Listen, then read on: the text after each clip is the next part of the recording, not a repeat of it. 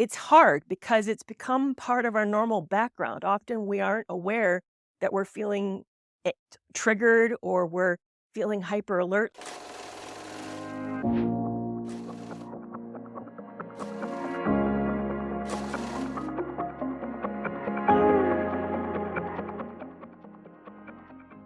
Like, for example, if I find myself making a big deal about somebody, going to a lot of effort to make them feel better, then that's a sign to me I'm fawning, and I need to understand why am I fawning, because that means I'm not feeling safe. But it's interesting that I don't always recognize that I'm fawning until I kind of watch myself and then say, you're really going over the top with this person. Why are you doing so much work to make sure that they're okay?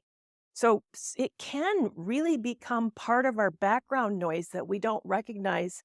So if you're a fleer, I mean, if you just start to avoid everything and just don't want to deal with it the minute things start to feel a little uncomfortable, that would be your sign that you're feeling unsafe. Or maybe you're a person who just comes out and you're combative and you become highly, conflictual or argumentative. Then might be a sign for you that you're really struggling.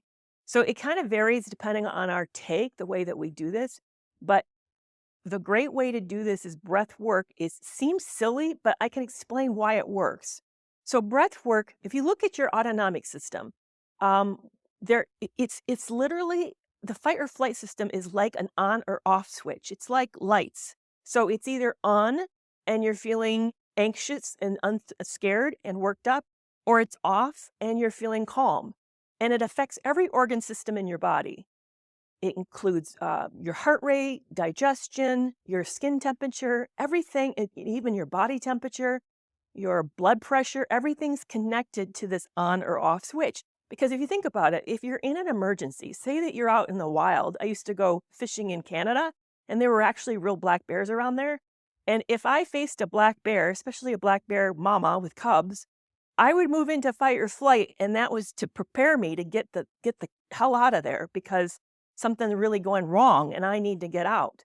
So this system is a way for us to protect ourselves, and it naturally affects everything in its preparation. For example, if I just ate and I encounter this bear, the body is going to prioritize, don't digest the food. You need to get the hell out of there. So send the energy to her legs, send the energy to her lungs and her heart because she's going to need to run.